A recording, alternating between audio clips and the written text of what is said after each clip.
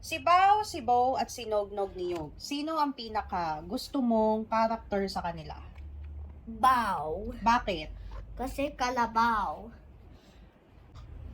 Anong ginawa niya? Work. Every day. Sino naman ang pinakaayaw mo? Sibo. Bakit? Kasi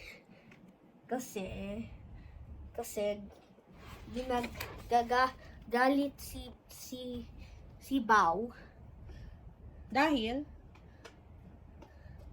Si Bao scratching ng new card ni Bo.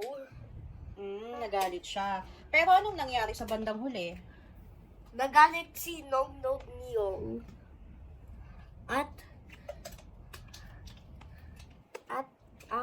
tapon ng isang coconut na ugtog ng ulo ni Bo. Have best friends. Si Bao at si Bo, kaibigan. Anong natutunan mo sa kwento ni Jim? Namamaga ng tonsils kasi sa mga bakteryang strep.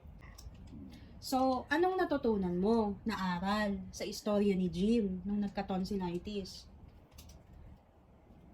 Drink medicine. Drink medicine. Okay. Yeah, you must drink medicine when you sick. Anong nagustuhan mo sa kwento ni Isko at ang kanyang anino? Si Kim Kambing Oh. kasi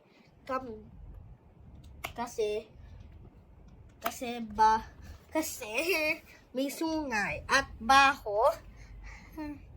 Kaya mo siya gusto? Tapos, ano nangyari? Si Kim Kambing's anino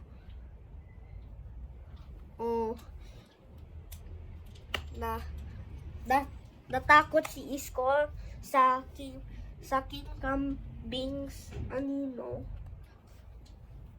Shit. Tapos, paano nagtapos ang storya? Ano nangyari? Sa 5 kuneho at isang kambing Mm.